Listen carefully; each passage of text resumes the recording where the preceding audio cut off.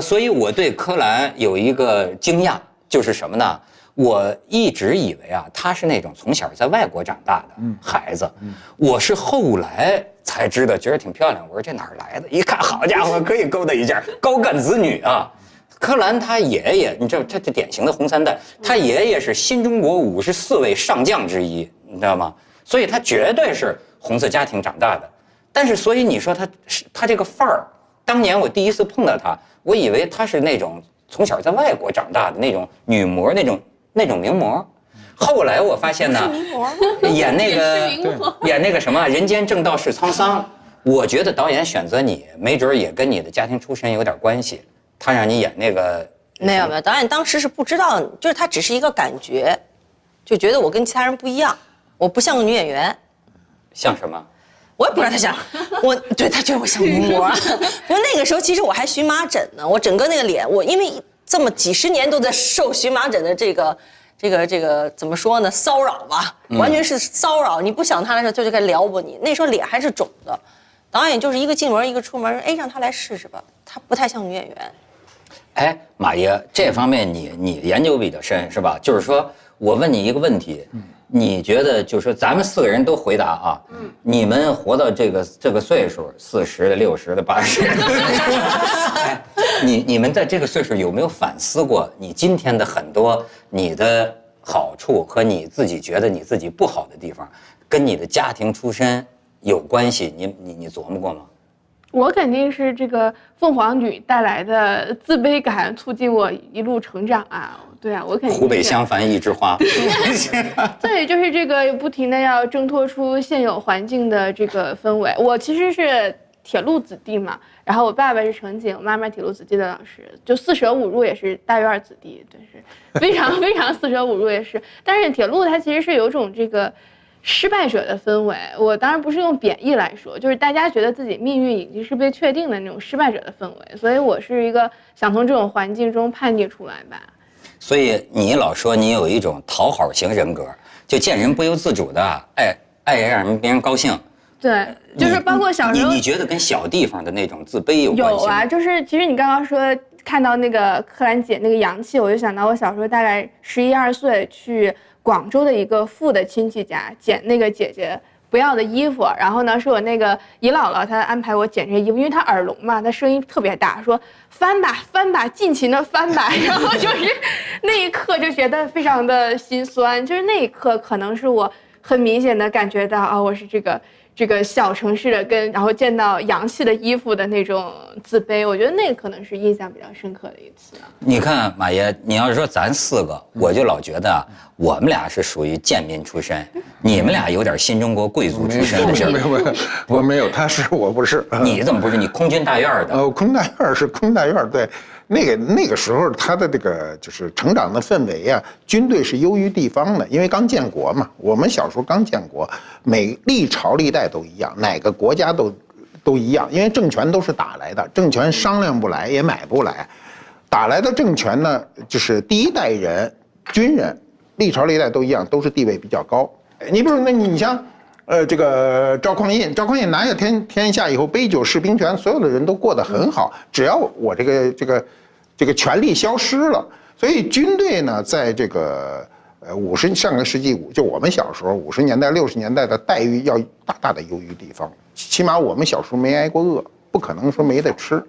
哎，所以我就感觉到啊，你们是在北京长大的，你像那个我呢算是石家庄吧，这个天下第一庄。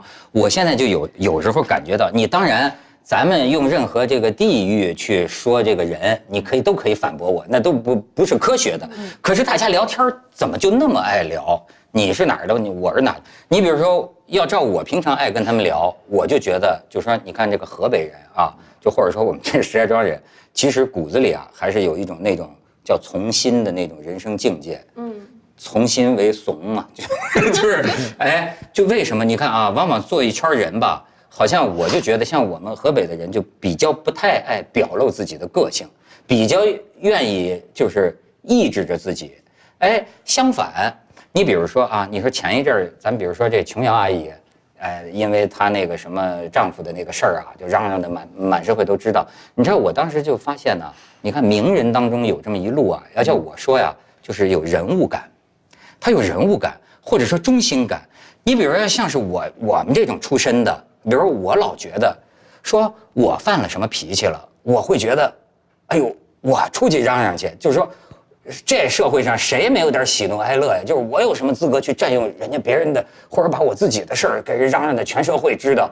哎，我就说有的时候我会发现啊，你看有的名人啊，他有一种啊，在这个公众面前撒娇的这么一种劲头，哎，就比如说他不高兴了，啪就骂大街了，哎，就好像就是说我需要人哄着，不是，就是你说这名人不能点名是这意思吧？不是，我不能点名，但是我可以，我想不明白是哪种事儿。我不能点名，我可以点出身。我后来发现不完全统计哈，往往这种啊就能够就有这种人物感、中心感，或者魂不练什么都不练，我就跟你嚷嚷去了，是吧？把你们骂一圈，你们全社会你们都得松着我，对吧？哎，我发现这种人往往出身在北京。甚至是小时候，哎，他有一些个像柯蓝他们家庭这样。我有吗？你别说你有点。我什么时候有？不是含沙射影。咱们直接说有吗？问得好，没有，你是比较开放的。我想说的是，因为一直在说出身不能成为一个人的借口，在成长道路上的一个借口。你如果要说出身，那个时候都是供给制。这个马先生应该非常清楚，没饿着，从来没撑死过。在那个年代，什么叫做贪污受贿？家里的所有的茶几、凳子、床，全是公家的，全是公家的，你没有私有的财物。与此同时，你的工资的确是高，爷爷奶奶、外公外婆他们工资高，他养的人多呀。所以你会不会养了几大家子人，全是公家的？所以你会不会认为现在这个社会也是你们家的，也是公家的？这个我倒特别想，但是中国封建制度已经完结了，所以这事儿根本是不可能的。我跟你分析啊，你不是属于这种好像要把自己的事儿嚷嚷的满世界知道，你不是这种类型。但是我仍然从你家庭的里边啊，能看出你一些性格。柯蓝这个性格啊，有时候容易得罪人的，你知道吗？就是尤其是中国人啊，觉得这个女的怎么能大侠似的，或者说这说的特别对，魂不吝哈，招人喜欢，就特别刚性，就这种。我觉得这个吧，就是大家都是觉得这个出身成为一个成长过程当中的借口，但是其实出生它只是证明了一个家庭教育，不是每一个人的出身都是说你会一个人格的一个形态，不是这样子的，每个人的人格形态都是不一样的。包括你看，像我爷爷这种遭受了这么多的打击，其实让我知道的是，什么都不算事儿。你不管原来你做过些什么，今天说你好，你就是好；明天说你不好，你就不好。任何天塌下来，你得靠这个脊梁去把它顶起来，这才能叫顶天立地的人。这个跟你出身什么贫困或者是一点关系都没有。不是，你反而把你的欲望值降得很低。对，这个出身是两个问题哈。第一个问题呢是环境对你的影响，你的出身好和不好都会有影响。还有一个是我们特别就是顾忌的一个问题，就是他天生的问题。这种东西叫性格，性格是天生的，是可以遗传的。我们说自个儿，很多人不相信，说性格怎么遗传？我告诉你个指标，你就相信了啊。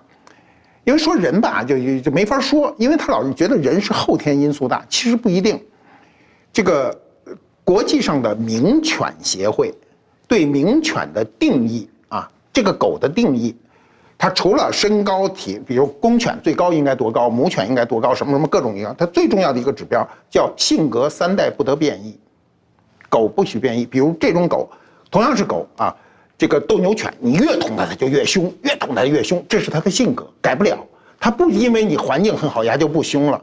那有的狗也叫，汪汪汪叫，你一捅嗖就回去了，这也是它的性格。这个性格决定这个狗是否能加入世界名犬协会的这个名单。那么，狗和人都是生物，您就是狗眼看人，狗眼看人低。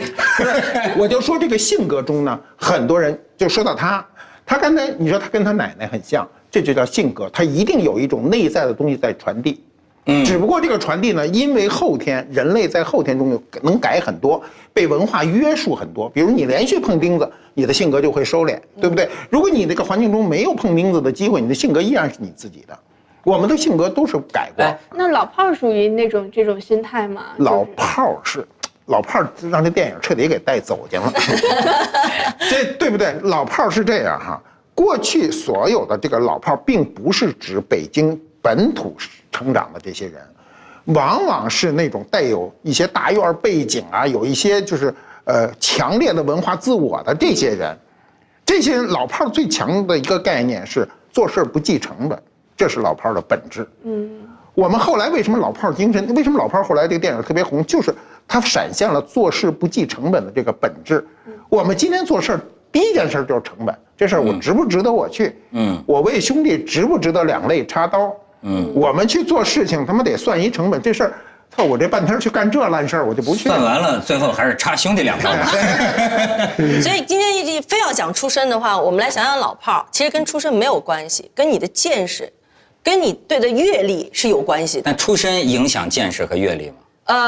我觉得还是家庭教育非常影响。比如说，我从小我奶奶跟我说，这个是个男性主导的社会。身为一个女人，身为一个女孩子，我是大家庭当中的第一个孩子，但是我很不幸是一个女孩。我奶奶说你必须要读书，你长得又不好看，读书唯有让奶奶相面有点问题。我小时候真的，我后来是经过后天的努力，我非常努力。但是比起我一个漂亮的妈妈来说，我的确压力非常大。我奶奶就说，只有读书才让你不寂寞。你就发现，真的是你发生任务。小时候，你今天想想，我第一次想要自杀，是我小学交不出那个寒假作业、暑假作业，可能小学1年级吧，那时候就想死。哎呦，这真是奶奶的刚烈。今天一回头想，多可笑啊！但是每次想到要死啊，觉得哎呦自己把自己感动得痛哭流涕的时候，就有人会丢本书给你看一看，你就发现，哎，历史上这些人都没死，凭什么我死了？我还年轻貌美呢。我觉得这个是非常重要，就是家庭教育。你会知道你这个，其实中国人每一个家庭都是一部血泪史，恨不得。就你们家庭在这个整个的那个怎么发展的过程当中经历过什么事儿，你如果真的都知道了，你回头一看，你不断的去印证人生的经历，你觉得这都不是事儿。这天空飘来多少个字儿都不是事儿。你看，不是我有一阵儿有流行，有一个公司里在人力资源部工作的人在网上写一个文章，叫做什么呢？寒门再难出贵子嘛。他就是说，他们银行来了这么一堆实习生，最后只能留下2个。后来他就说，他这同事说你看着啊，我告诉你，谁家是农村的，谁家是干部家庭的，谁家是知识分子家庭的。他说8、9不离10。你比如说举一个很简单的例子，他说第2天上班哈，来的最早的是农村那的孩子，尽管他来的最早吧，但是他也不大会交往，见人也不会叫。但往往干部家庭的孩子一来了，就是说，哎，叔叔辛苦啊，我给你倒杯水吧。干部家庭来事儿是吧？会来事儿。然后呢，稍微有点招人烦的呢，反而是知识分子家庭的孩子，就是说好像也有点清高，也不太爱跟人家合作。你看，这就说明这些跟他的成长环境他是有关系的嘛？那为什么不回归的不是出身，而是家教呢？我是觉得像祁同伟这样子的人能够得到这么多人的同情，是因为家庭教育啊。他完全无敬畏，不知廉耻啊！就是一样寒门出身，为什么会有人？你这个有点太虚伪了，你假装自己是寒门，哪里有你这样子的寒门？而且方舟不是方舟跟他妈妈的这个关系，我看过方舟一个文章。这不是一般的，这叫什么寒门？她是知识分子家庭，这是一个非常有见识的、有独立人格女性的女儿，才会有这样子的一个人格的发展。那只能说这是一个家教。你爸爸高攀了，你妈妈下嫁了，是吗？不是，我觉得真是一个家庭教育的问题。就是他从小知道，他跟他的妈妈是最好的朋友，他有什么事可以跟妈妈商量。然后他妈妈看他的手机一点，他觉得很正常，很好。我应该让我妈妈知道的，这是多么好的家庭教育。主要是他的秘密少，他秘密要多了，他也不让看。他有秘密，他绝对有秘密。但是问题是，这叫什么？父亲现在都不在了哈，母亲还在啊。母亲在，他也不看圆桌派，所以我也可以随便说啊，可以随便说。我都给他老人家送袋子去。我爹是一辈子照顾我妈的一个人，就事无巨细。我从小，我母亲不穿北京产的鞋，她是北京人，她不穿，他永远是最次穿上海和广州的鞋，那是那个年代，多挑剔，非常挑剔。从小他喜欢吃巧克力等等，就我们都觉得很奢侈的食品，因为很多人腐败了。对，娇小姐啊。然后呢，这回一查，好，我母亲那个家族啊，往上倒5代，山东历经的大盐商，从道光年间开始连续5代一个县的首富，所以我就后来能理解我妈为什么好多就是那时候在军队，你知道她怎么会有这些毛病呢？自然年纪小点，全是自然年纪的毛病啊！我妈是什么都不吃，有异味的东西全都不吃，以致我离开家到农村的时候，我要学会吃葱姜蒜，吃牛羊肉，吃腥的，什么都得吃，因为我们家什么都没有，她不吃的。有任何异味的他都不动。你们家伙食不怎么样，不怎么样吗？伙食不怎么样，伙食不行啊，这个都没有那韭菜什么的。但我爹那边就不一样，我的曾祖父6岁丧父，12岁丧母，12岁就是孤儿，出海不出海就是死，出海是死亡率最高的一件事儿，就是渔民的死亡率仅次于矿工。那当然，他东南沿海就有一个好处，就是因为你是拿命抵这事儿哈，你所有人出海以后呢，就是你没有工资，只有分成，你出海就有分成，你拿命抵这事儿，命入一股，结果他们就慢慢发迹，啊，我这个我的那个曾祖父呢，就发财以后呢，让我爹读书，我爹是他的长子长孙，我爹是我们家族第一个读书的人，才有了后来有我。但是他读书的好处是什么呢？就是他们39个人出去一块儿是参军打仗，历经抗战和解放战争。他是，你比如著名的战役啊，就孟良崮，这大家都知道吧？然后打济南战役，打这个淮海，打渡江，打上海，一路打进去，他就活着。为什么他活着？因为他读过书。读过书的人都比较容易活到最后，这不治兵不勇吗？就冲啊，慢半秒，命中在后边喊也冲啊，就是。这肯定有这个原因嘛，对不起我爹，跑慢点，不是跑慢点，就是你起码得看一下，对吧？你要判断，对，要判断需要时间。那当然，对，我们总体才赢了，要没有这些治兵的，我们赢不了嘛。人全靠眼光啊，对。所以你看他两个家，一个是孤儿，我后来拍那个片子，为什么后来我那片子播的时候搁到最后呢？因为我无意中说了一句话，我说一个就是3代赤贫，最后成为孤儿的人，这一个家族就我爹这个家族和我母亲那个是多少年的首富，他们2个人怎么能撞在一起呢？他们俩不撞在一起就没有我，对不对？看似一个家庭的偶然，是我们100年中国历史的必然，就是你刚才说的，每家每户都有这事儿，而且每家每户。而且你说的这100年的这个必然是什么呀？你真是看出来，就是说100年这个中国啊。这个你的父辈、你的祖辈啊，搞的这个重新洗牌的过程，这是天翻地覆。对，你看你爷爷，这不是每一个人，你爷爷老革命，我们所有人都被洗过，我每个人都是这样。你爷爷老革命，你奶奶是大户官宦人家的小姐。对，你看这在远古，在更古以前是不会这样的，你见面都见不着。对，是门当户对的。对，就是这个重新洗牌。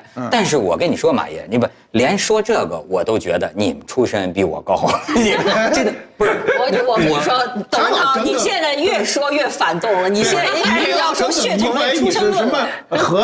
河北的问题就在于此，因为它是烘托北京的。没错，这就决定了我们的自卑，你知道吗？它都是你像京津2大直辖市，不是我跟你说，柯蓝说的也对，大概在于啊，你比如说你要在北京长大的孩子。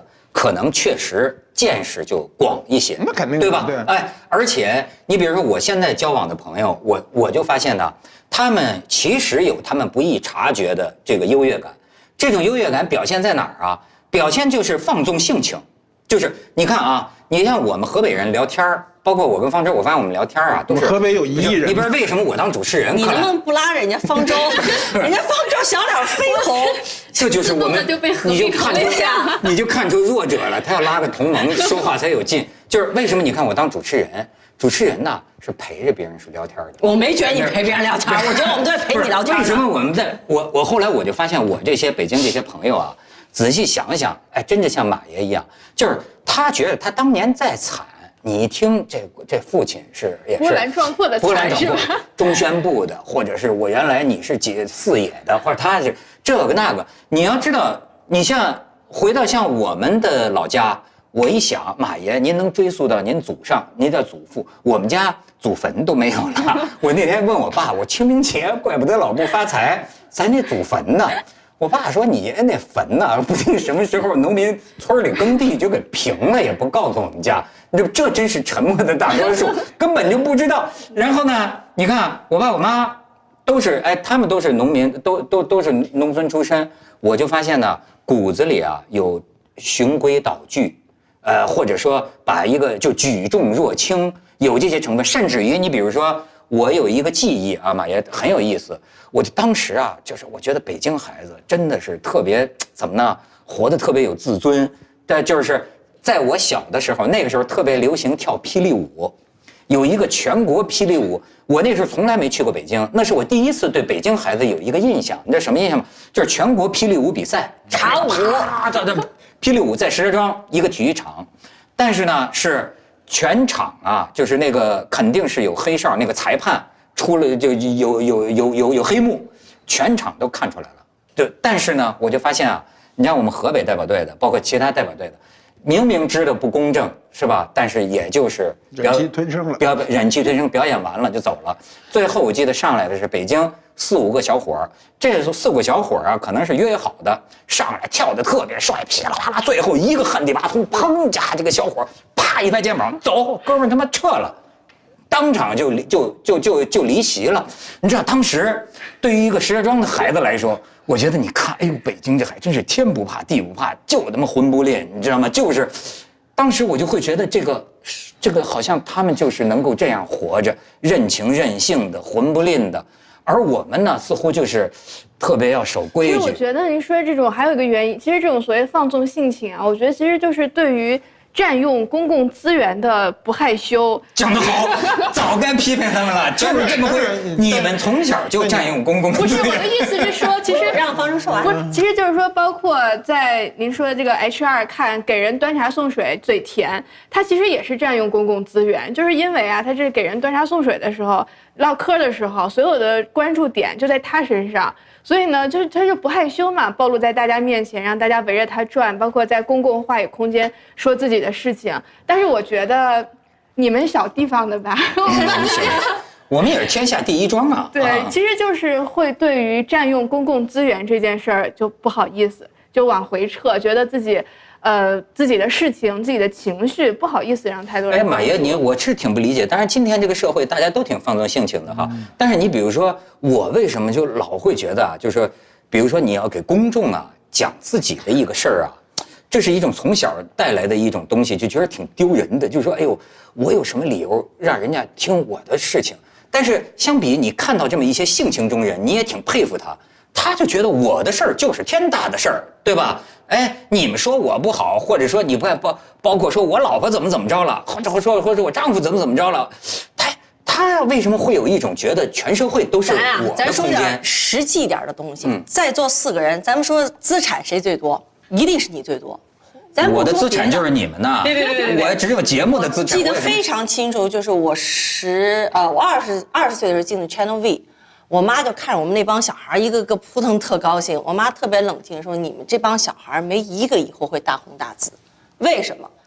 都是贪图享乐，而且呢心无大志，因为你魂不吝啊，个个都魂不吝。每一个家庭就国外长大的，或者是说像我们这样，就是对你们说起来好像是什么，怎么说有特权阶级，其实哪儿有 ？OK， 不管。”我们都是胸无大志，我们魂不吝是为什么？因为我不要啊，我没有这个竞争能力。所以你看，现在活得最好的圆州派，锵锵三人行。因为我们家定的成分是什么呢？不管定成分，你不说这个，你有一个促进经济繁荣、文化进步的一个驱动力。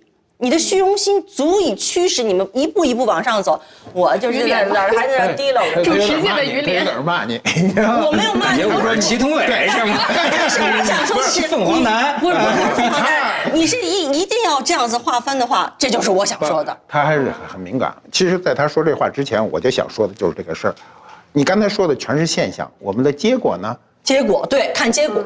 结果你看你出来了吧？有竞争力，你知道？是的，你有竞争能力，我没有竞争能力。我告诉你，我参加方舟也出来了，方舟著名女作家。你别老带着方舟，其实你们俩看都一样。我参加过一个活动，那个活动对我教育巨深。人家就拉着我去，我不知道干嘛去。后来我说我不去，说就去吧，说全是开国元勋的后代。好，那天一去哈，咱就别说人了，说人不好，全是开国元勋的后代。这谁儿子，这谁女儿，有的长得还真像啊，就什么说贺梅老总请客。我当时以为全是开国元勋什么这些人哈，我去了他妈一个人就坐那儿老老实实坐着。你也是元勋？我当时以为是贺龙他们家的谁啊？感情这请客的人是鹤壁煤矿的老总请客，把我恶心的吧？煤老板做东啊，做东，弄他妈30个人3桌，然后我就觉得特悲哀啊！对，这全是您这空军大院的，当然悲哀了。悲哀，我他妈啥也不是。对，我一看，我说咱他妈弄一个鹤壁煤矿的老总买单，就为吃这么一顿饭。说的，然后有几个人上去朗诵了一点自个儿写的4、6不靠的诗，弄得我特难过。从那天我就发现啊，就是我为什么要举这个例子，就说你那事儿的悖论，这些人出身都非常好，全都没有出息。但凡有出息的，我也不吃这顿饭。我那天就算误入虎口吃的这顿饭，谁去吃这种饭？因为我没闹清楚谁是谁，我才去的。你想想。这些人的条件，那要说起来哈，我爹不叫官，我爹就是一军人啊，这些都叫官，都是开国元勋，全是顶级人物的子女，依然没有出息，还是在自己。家教是一部分，家教只能限制你的举止啊和这些很浅显，更多的教育是社会教育，然后还有一个人对这个事物的自我约束，我觉得自我约束很重要。你肯定有很多自我约束，我自我约束太大了。你知道，我之所以没有，你知道什么不能干？我之所以没有混到祁同伟那程度，就差点成也萧何，败也萧何。就是说，你看我们家下中农吧，所以就是这种1亩3分地儿，这种过去人们说我们这个河北人有的超越了啊，但是有的像我就没超越，就是说1亩3分地儿，小富即安。他呢是特别容易知足，但一旦知足了呀，他就不再往前走了。但是呢，你要是说像祁同伟这种出身农村的，他好像啊，我还见过这一路，就是说为什么他能成功？我跟你说，坏人最勤奋，好人，我现在发现啊，就是有些时候干活好坏之分，不是，就是说那种勤奋，我就特勤奋，我也挺勤奋的，那好不好就得另说。就是那个勤奋，你必须理解成钻营。就坏人特爱钻营，钻营要付出努力的。在中国这社会，你真的你，其实我觉得不是坏人，就是鲁迅原来写过嘛，说这个他寇斯杂感篇文章，他就是讲猛人。我觉得那个鹤壁的那个鹤梅，他其实就是这个猛人。他猛人呢，他需要一堆包围者，那他卷的这个包围者，可能就是这些出身好的，其实是一个互利的关系。那方舟，我问你，你觉得就是说你会有这种吗？你比如说像我们上大学的时候哈，就好像是外地的小地方来的，他确实在北京同学面前聊天，那时候哪怕是个北京口音，他自己就会觉得有点怯。因为我们当时清华已经是北京小孩挺少的了，所以好像没有这种，而且我是名人嘛。所以他不一样的神童，就是我屌丝程度比你好一点。你们俩别在这边演屌丝，这真令人作呕，简直了。但是小时候有，我写的第2篇文章就是我想出生在北京，就是大概6岁半的时候，第2篇文章就是这个。但是你要想，如果你出生在北京的话，因为有一个这么棒的妈妈，你不会像现在这个，肯定不一样，没有一个翻吧，尽情的翻吧。而且北京本身就不是纯粹的北京人的北京，北京因为建国定为首都以后，来的全是外面的人。对，我是湖南人。我小时候听那个叔叔阿姨们说，没一个正经北京人。没错，可是我总觉得你要没有这样的长辈，你也不是你这样的性格。当然，你像刚才他说他奶奶，说他妈妈，对吧？这家庭教育，我觉得看你明显都眼光不对，对，这个家庭教育肯定是非常重要。但是有一点，我觉得人活得简单，我就是因为知道我有这样子的一个家庭，但是我要特别简单的活。你们什么时候见过一中年妇女活得这么任性、这么简单的？就我呀，我不要，我什么都不要总行吧？是，你看你就能什么都不要。但是要是我们小业主成分的人呢，我们就得有点什么都得要。你有点流氓无产者，你知道吗？对，就是我就是想，其实真正的小富即安是我稍微有点我就行了。然后我觉得我要那个脸，比要那个钱要重要。在脸和钱当中，我一定选的是脸。但是你看，你假装自个儿是屌丝，你特别辛苦说，哎，我这1亩3分地，1亩3分地，你明明是从锵锵三人行变成了圆桌派。对，那也是从富农变成地主这个节奏。对啊，你看我到现在也还只是个富农啊。不是我觉得咱也不能唯出身论，是吧？对，它是有影响。对，最后你看你又回到革命的道路上，人间正道是沧桑。你不承认？为什么要说革命？我为什么不说换一种是理想主义者？我觉得这个早期的理想主义者就是简单直接的。中国有早期的共产党员，然后有12月党，这不都是理想主义者吗？哎，这是不是你的 DNA？ 你骨子里有这个东西。我觉得谁没有理想，但是每一个人的理想是不一样的。有人的理想是买房买车，我的理想也许是我自己也不知道。你的理想是什么啊？这能看出身来，你的格局。那我要小心想一想啊，没有，就是还是写出自己满意的东西啊。所以这可不是屌丝心态啊，这跟出身不一样。出身他妈妈就是女作家呀，对啊，所以你看他妈妈是个非常棒的一个女性。对，那马爷的理想呢？就说句实在话，我在刚才脑子想，我这急速在旋转，我就想不出我的理想。我认为就是理想是本身是一个不可实现的东西，能实现的都不能算理想，那叫目标。理想就是一个不能实现的东西。人生有理想是很美好的，因为它永远有一个你实现不了的东西在前面引导着你或者罩着你。哎，文涛老师，我问你，你现在会在什么时候感觉到自卑感呢？就是年过半百的你。他现在看见你就有自卑感啊！他有，他看见小美女就有自卑感。不是我根本上就我现在把自卑感当成自豪感了。我甚至认为，你看，就像你刚才说的，就是说，比如说对我来说啊，说实在的，出来说个什么事儿啊，我都觉着挺害臊的。其实对我来说是要抵抗一个内心的一个障碍，因为在我们小的时候啊，是什么呢？你要引起别人的注意啊。我就会觉得臊眉大眼的，但是你看人生就是矛盾，你干了这个不要脸的职业，但是你就知道我的心里有多矛盾，就是说，所以说我的理想就是退休啊，但是退休的前提是什么？再挣多点钱呢？衣食无忧啊，对，衣食无忧得挣多少钱？然后算的钱就够了，就挣的钱永远花不掉。挣的钱，然后你就发愁怎么把它花光，对，然后再找一个像克兰这样说的，对这个物质上没有太大欲望的女性。这咱就起火了。不可能，你必须得找一个小美女，然后聊聊天，然后侧面正面。如果你找个小美女啊，她对物质上没有需求的话，你的生活特别没有意思，真的。感觉一辈子挣的钱花不出去。对，挺恼。行，祝咱们都实现理想啊！理想，超越咱们的出身。我还能举着这个手说：“窦老师，看我的残缺没？”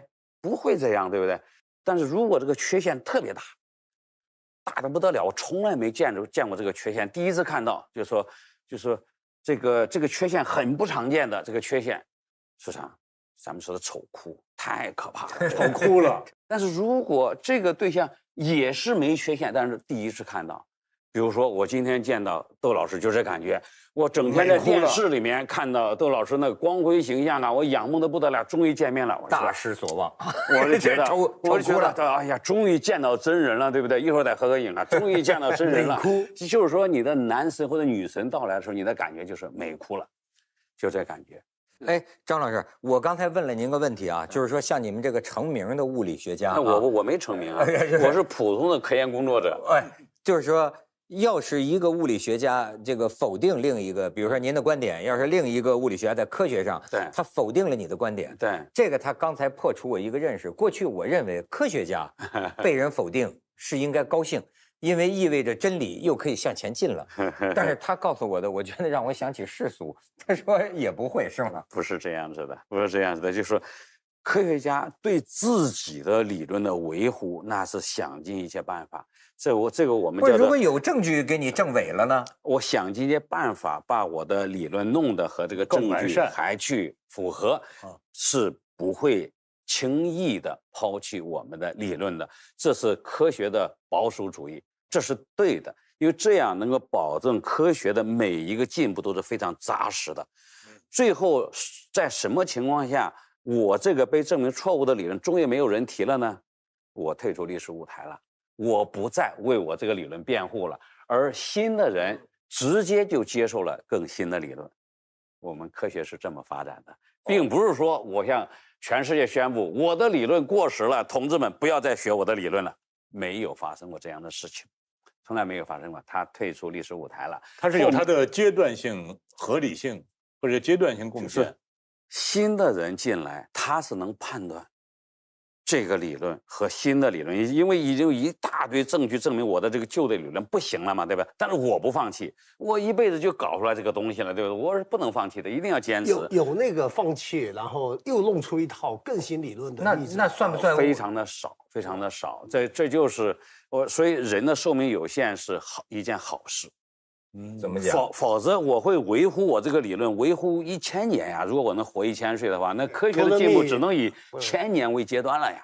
现在好在我们的寿命只有上百年，不死就不能推翻你吗？也很难推翻。我越老，我的成就越大，我的影响力越大，你很难推翻。不是科学不是讲实证的吗？是讲实证的呀，但是我不甘心呐，我还在这儿呢。我的威望越来越大呀！不是人家的证据拿出来，你爱因斯坦能不承认吗？所以爱因斯坦在他的后半生，实际上科学上他是没有太多成绩的，但他从来没有认输过。但是所以就变成了一个什么局面呢？大家都很尊敬他，在爱因斯坦面前不谈论别的事情。哦，不是，那真理是什么呢？真理是等爱因斯坦去世了之后，大家可以在所有的地方都可以谈论更新的理论了。天哪，那就是爱因斯坦肾亏死得早，跟咱们文科也没什么两样啊！啊，所以我说，我对科学的这个梦幻有点打破了。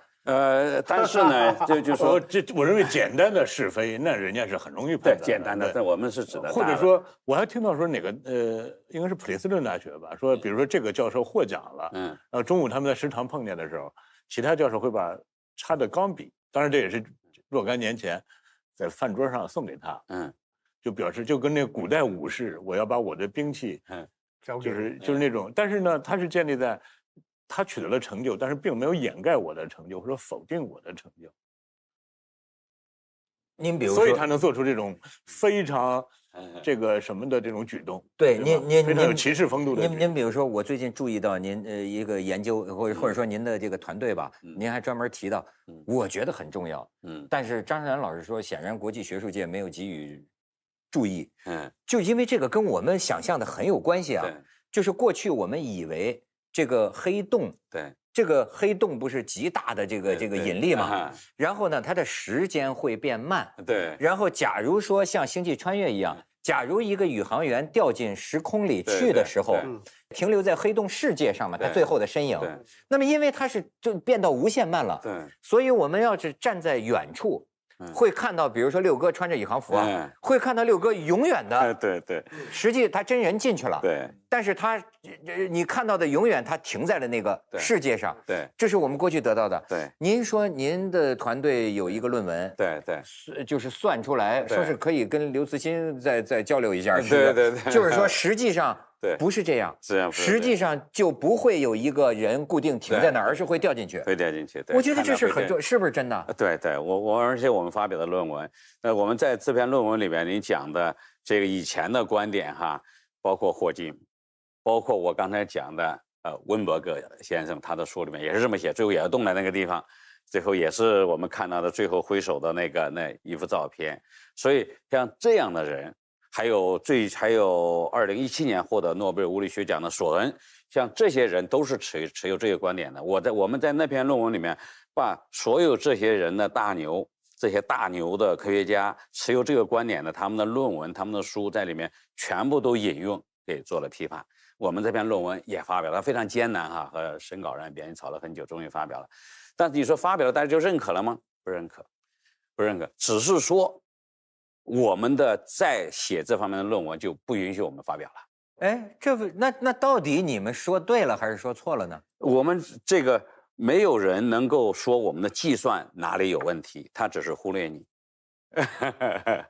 哎，你们这科学家都是一帮什么人呢？我说，所以这我们是人组成的，像这些人在很早的时候，1939年的时候，一篇论文里面提出了这个观点，那是神一样的人物Oppenheimer在一篇论文里面抛出了这个观点，从此之后这个观点就被学术界就接受了，这些所有的这些大牛的书啊文章里面都引用了那篇文章，然后我们的这篇论文证明1939年那篇论文的计算是错的。不是，那就是说人不会停在黑洞世界上，就进去了，对。为什么呢？就原因我们在论文里面也解释得很清楚啊，因为停在那个地方，这是黑洞的世界的一个广义相对论框架下的一个标准的行为，应该就是这样子的。如果这个黑洞是个我们讲静态的黑洞，它是不变的。当然黑洞在那儿，我往里面掉，黑洞怎么会变呢？大家觉得这很自然，就不会变嘛，对不对？但是我们的计算表明，如果你把往里面掉的这个宇航员的质量对空间的影响包括进去，这个黑洞的世界会稍微膨胀一点，以至于你本来想停在那儿的这个世界膨胀的把你吃进去了，是这样的效果。所以，假如一个宇航员他被像那个星际穿越一样，他进入黑洞，在远方的观察者看到他最后的身影是什么样的呢？看着就掉进去了，没了。而不是动在那个地方，它不是时间不，它最后的一刻时间越来越慢吗？是越来越是变慢了，但是呢，当它非常靠近黑洞世界的时候，黑洞世界膨胀出来，把它给吞进去。长出来，把它给吞进去了。我们计算就这个过程计算得很清楚在图里面，但是学术界就选择忽略这件事情。你比如说我最近我们并不是说总是不能发表文章啊，每一篇文章都非常困难，要跟审稿人吵架，也跟编辑吵架。我们最近那篇文章也好几年了，在写的时候，这个审稿人就是提了一堆的技术的意见，我们就修改了。修改之后，最后审稿人看不出来我们任何地方有问题，说反正这个观点是错的，不能发表。然后这个编辑说，既然你没有找到人家的论文有什么错误，这篇文章可以发表。所以这个编辑是比较开明的。是允许我们发表，因为审稿人没找到我们哪错，不能你就说我虽然找不到你的错，但是你就是错了，这不行的。对啊，所以科学还是有一些规则的，但是在大部分的情况之下，编辑就会接受评审人的意见，说评审我们的杂志的原则就是评审人认为不能发表就不能发表，你找个地方再投文章。所以我的这个研究课题就是研究黑洞这个性质研究课题，也是我的一个业余爱好。我从来不敢让。怎么？您不是高能物理吗？对，粒子物理。对，粒子物理。这为什么是我的业余爱好呢？是指我不能因为这个研究去申请经费，绝对是不批的。说黑洞宇航员最后有个凝固在那儿，就这件事情，就说我在做这个研究是不批的。然后呢，我不能用这个作为课题，作为学生的论文，学生的这个学位论文。您发了论文如果发出来，可以做科研是可以的，论文可以算成果，可以算我成果。但是呢，我不能作为我学生的这个学位论文，因为这个学生毕业不了。因为毕业不了，我不能用这个申请经费，因为所有的这个评审人会不让您。您是在一个西方的一个大学里或者一个科研机构里，这种一样，全世界都是一样的，所以这只能作为我的一个业余爱好来做。哎，那所以我就很开心，你就很开心。张老师是传统的绅士科学家，你看啊，这就像人说。被诺贝尔文学奖忽略的大师和杰作比得诺贝尔奖的人还多。那我也就纳闷，这个科学杂志里头，因为像这种待遇而没有发表被掩盖的太多了创新的观点，更有颠覆性的。但事实上，它是也许是对的，也许是不对的啊。因为我就是特别希望，就说这些评审人能找到我的错。你不让我发，找到我的错，这我可以改嘛？对吧？我看我哪错了。但目前为止，所有的拒绝的就是说，因为你和这些标准教科书里面的不一样，所以啊，我虽然我找不到你的错，但你一定是错的。哎，那我觉得这些是国际上的学术杂志的这种都是这样部分编辑这些态度吧，就是偶尔不符合传说中的科学精神。偶尔我能逃过这样的这个不公正的待遇，偶尔。大部分情况是逃不过去的。所以这是人的世界，我们讲江湖嘛，这也是一个江湖。科学里头也有这个，也是有江湖。对，天哪！对，而且邓老师就比如说我们有时候提交论文的时候，他是你可以说你这篇论文你不允许谁来审。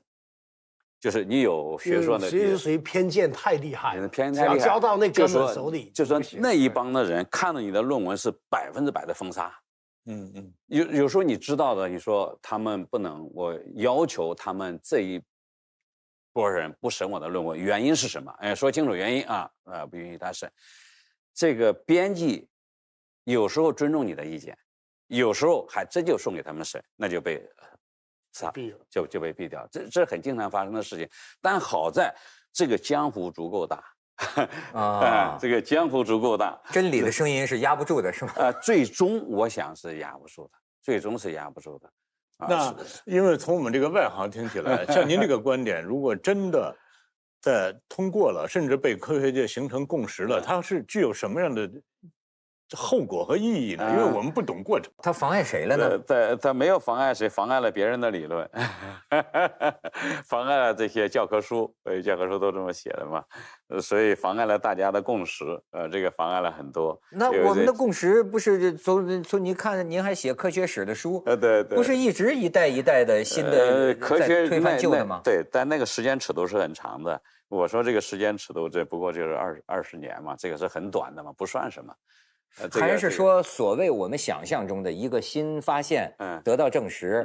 你看，我脑子里有一个幻想的概念叫科学共同体，这个概念也很神秘。对，就是说，好像大概意思就是全球有这么一个共同体。对，是有，确实是有。所谓这个共同体，是不是还需要？对，你哪怕计算无误，但是呢，对不起，你在这儿沉默几十年吧。对，是有。等几十年。对。要是在这几十年里。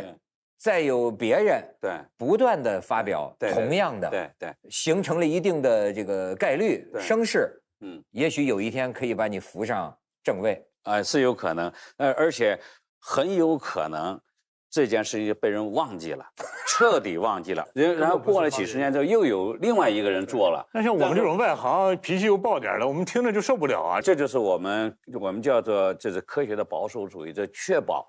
往前走的这些是经过了千锤百炼的也有它的积极，有它的积极意义。所以有时候是说，这个时候大家没有接受它，然后就被忘记了。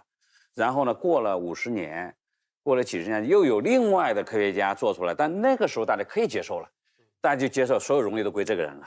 然后做科学史的人一挖掘发现，哦，50年前人已经干过了，那对不起。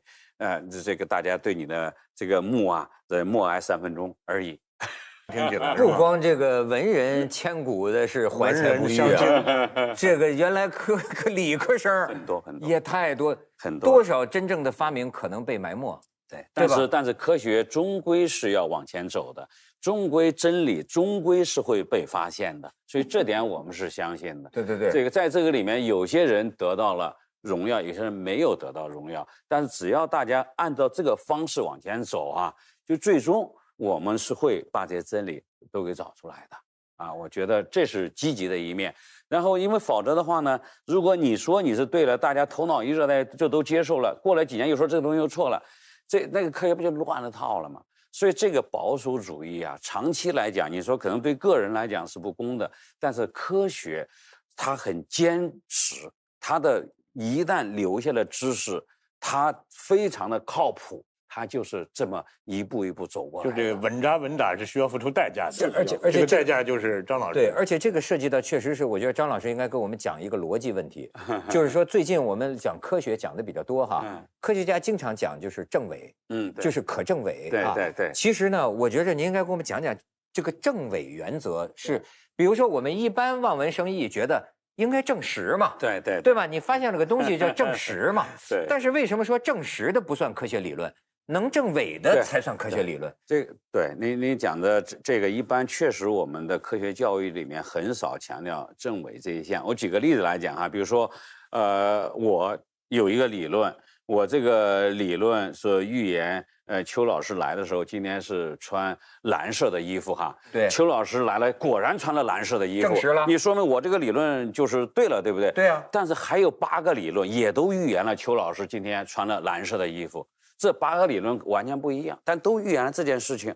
那你说这8个理论都对了，但是8个理论相互之间是矛盾很深的，但是都可以做出同样的一个预言。或者说这8个理论，每个理论预言了8个预言、7个预言，其中有一个大概是共同的，那这个被证实了，那这8个理论都对了吗？不能。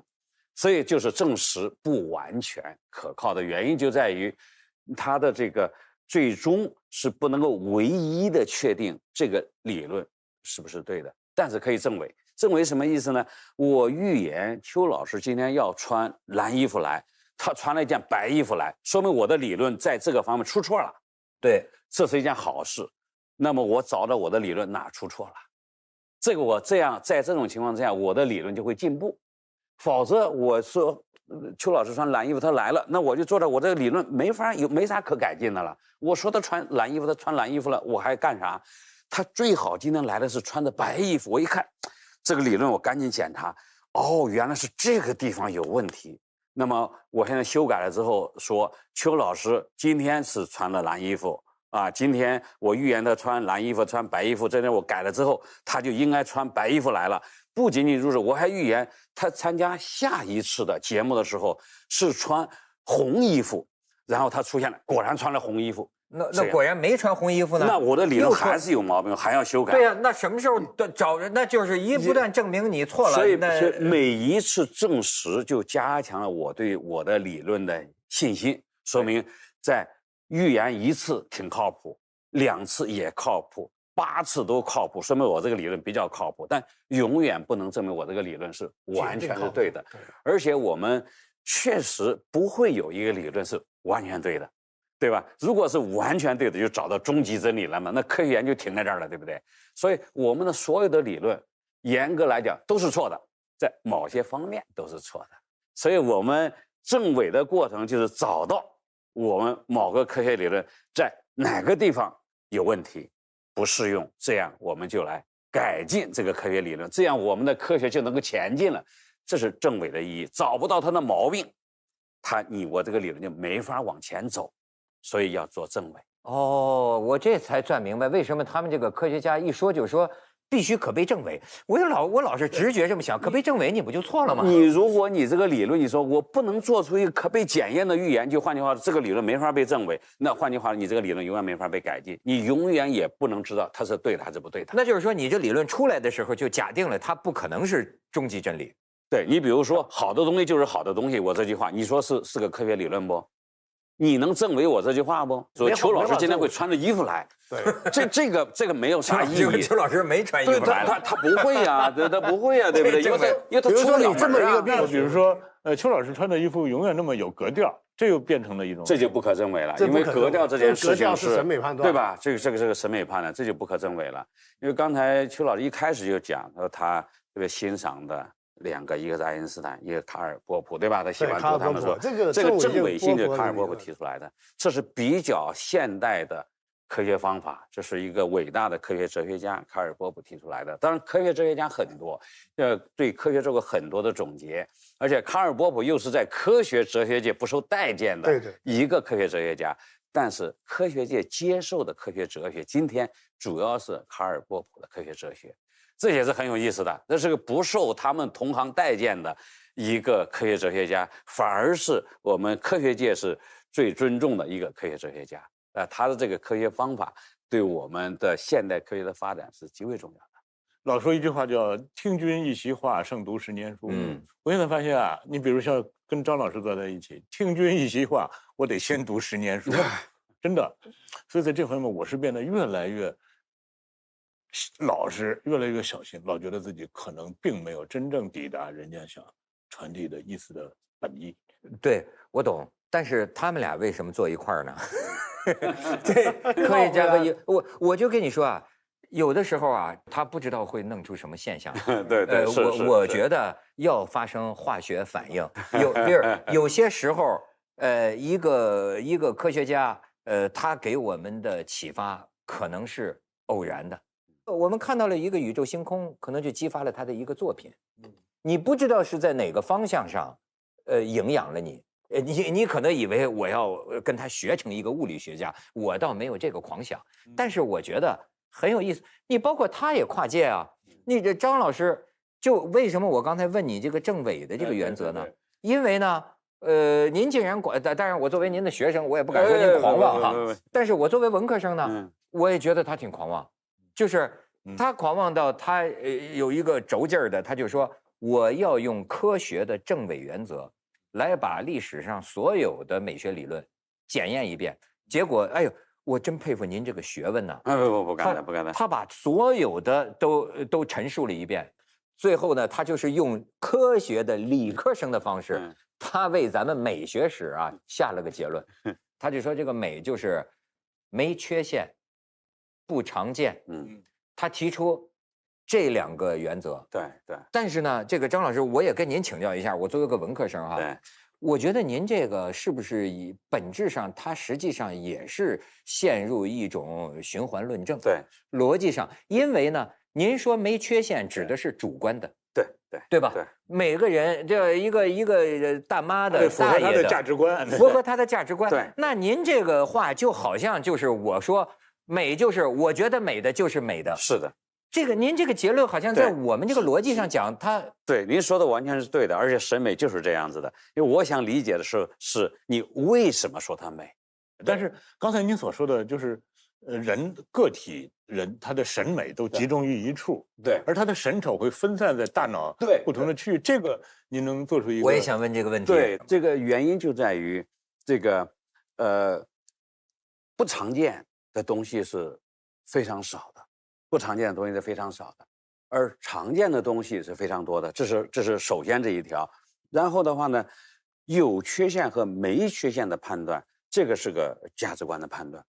而我们大脑的这个区域负责的是快乐和奖赏，恰好这个区域，所以没缺陷这件事情就符合我的价值观。我觉得这个审美对象，我拥有它，我看到它是对我的一个奖赏，然后再加上它非常稀有，就给调用到这儿了。艺术家的讲，我们的艺术的辨识度，对吧？我们的风格，我们的个性，就把这个没缺陷的这个奖赏给它放大了，有了刺激了，所以我们这个区域就开始活跃起来了。所以这就是为什么会在这个区域。但是呢，这为什么丑会分布在不同的区域呢？那就是说，不同的各种，就是说不符合我们的价值观的东西是各种各样的东西，符合的是少的，符合的是少的，不符合的是更多的。所以这就是丑的多样性就会非常的多，所以会有各种各样的丑。所以的话呢，我们大脑不同的区域负责处理不同的丑。不同的，就是说，比如说这个是，反正是不舒适，对，不舒适，这个地方的不舒适在这个地方反应，那个地方不舒适在那个地方反应。但我们大脑里面负责舒适的、快乐奖就只有这一个地方，这是我们大脑形成的。那是不是这跟进化有关系？这是我后面特别想理解的哈。这个一定是带来生存优势，是吧？我们觉得孔雀美，那个母孔雀是觉得它性感了。你让它长这个尾巴这么大，也不利于它跑，对不对？对。但是它能够承载这么大的一个尾巴，说明它很强壮，它牛，它很强壮。对啊，另外一个，虽然说你现在看着跑得挺快的，这个尾巴小嘛，但是它的基因不好，它不够强壮。所以这个母孔雀选择它选择这个尾巴非常大的，伸得非常开的，那就是它很强壮嘛。这是一个选择过程，而这也是它的稀有性的一个表现。你肯定这个尾巴长得越大越难嘛，对不对？而且长这么大的尾巴还活着，还没有被别的东西给吃掉，那说明它要很厉害。它很厉害，所以这对母孔雀看了之后，觉得这是个没缺陷，不常见。您对不对？没缺陷不常见，母孔雀发情了是吧？没缺发情。那这个是谁说？柏拉图说吧，美是难的啊。就为什么说是难的？就总有一个啊，你不能自洽的地方。就是你哪怕你研究生存史、进化史，我看一个这个心理学家马斯洛，他就觉得。他说我们不能仅仅把人呐完全当成一种动物去研究，但是比如说人的这种对宇宙的好奇，审美的需求，自我实现的需要，他说这些个东西没啥用。对啊，他说这些个东西再说明啊，我们可能有我们意识不到的，也可能我们就是跟动物有很大很大不同的一个所谓万物之灵，一个物种。归根结底还是在那个价值观层面上面，你就觉得这样的话呢，你确实就是很厉害，确实就是很厉害。你这刚才讲孔雀这个大尾巴还能活下来，那个鹿这长这么大，竟然没被哪卡住卡死，那它就是一定是大脑很聪明。长这么大都没被卡死，那显然很聪明，会选路，跑得很快，也没被吃掉。那你就是这所有都显示出来，你比别的厉害。你比别的厉害，所以是用这种方式来展现原因，就展现你的没缺陷、不常见，展现出来。所以你最后进化不断这么选择嘛。还有一种呢，就是审美疲劳。对对，就一开始你觉得很美，后来觉得我当时怎么那么傻呢？就会喜欢这种东西。对。那么这个用您的这套理论怎么解释？就是变这件事，审美疲劳少见多怪。对，你讲是对的。对，审美疲劳就是从不常见变得常见啊，就是换句话说，从美变成了熟了，就是脱敏了。对，就是所谓审美疲劳，其实是无美可审。它本来是没缺陷的，现在仍然是没缺陷，但只不过以前是不常见的，现在觉得常见了，所以就是所谓的。那张老师这里又有一个推论了哈，如果审美疲劳意味着脱敏，其实还有一种情况，一个是你老看然后审美疲劳，一个是你价值观变了。对，这也是会的，这也是会的。那这里面就出现一个问题了，不存在永恒的艺术品。哎，对，艺术品是有保鲜期的。按道理说是这样。那蒙娜丽莎保鲜期还没过吗？我们今天看蒙娜丽莎的心态跟文艺复兴的人看蒙娜丽莎心态是完全不一样的。我们是看防弹玻璃后的蒙娜丽莎，对，我们看的是古董，而且我们看的是唯一性，并且它还叫附着的信息。你比如说，刚才他把这个盘子装置成那样，我本身我可能觉得这算什么呀？这很危险，但是说这是装置大师邱志杰老师的杰作，对，你马上你会觉得哇，真不得了。蒙娜丽莎就起到这种加持作用，因为你从小到大所受的所有的美术史的教育都告诉你蒙娜丽莎是杰作，对，已经在价值观上已经接受了，而且就只有那一个。我们去台北故宫啊，我们看到兰亭序。我们有没有能力去觉得兰亭序不美？我认为我们4个人都已经被剥夺这个，对，已经被剥夺这个权利了。我们要感觉的兰亭序不美，你就不是中国人，就不是中国人。对，你要进了卢浮宫，感觉的蒙娜丽莎不美，你就不是文明人，你就不是人，就不是文明人，不是文明人。就是其实古典艺术是很霸道的，对，就是他就拿这个告诉你，美的标准就是他，你跟他一样就叫美，对，写的跟王羲之一样就叫字写得好。那你其实是对，反倒当代艺术确实是好啊，确实因为你一直被教育觉得给你了很多解释，他的微笑啊，各个角度颜料啊、光线啊，给你各种解释，你的价值观形成，这就是美，不是这样就不行。那么仿制品、复制品，你说比它好不好？没有好不好，它就是复制品，它没有唯一性。这个我记得像那个有一个美国的，就是安迪沃霍啊，有一次这个在纽约展这个蒙娜丽莎，然后呢就是排队一个人8秒钟，一个人只能看8秒钟。后来这个安迪沃霍就说了一句话，说为什么不做个复制品呢？对，我还看到一个说法，比如说现在让你穿越回20年前，比如说让你选2款手机的设计的工程图纸，一款是诺基亚，一款是苹果手机。你会选哪个手机的工程图纸保存下来？我觉得苹果是美的，对，我肯定选诺基亚。这个是你看，因为它价值观，它更早啊，对，这就是价值观，这就是价值观，或者是在同一个年代，比如那时候，比如苹果推出苹果1，诺基亚推出了比如N75，对，或者是它的，我看到这个理论是什么呢？你对它的价值判断是附着了很多故事，对，这个故事就是后来诺基亚，后来苹果成为全球的最好的手机。那么这个故事反过来会影响你的审美判断。是的，所以当你回过头，你看当时诺基亚这个工程图纸这算什么呀？苹果真设计的真牛。其实当时诺基亚的设计可能比苹果还棒，对，但是因为那个故事的结局导致了你的对，这个故事起的作用就是让你能够做价值判断了。没有这个故事，你做不了价值判断。就像我们小白哈，到这个现代艺术博物馆里面，没有个讲解员在一旁，完全是懵的。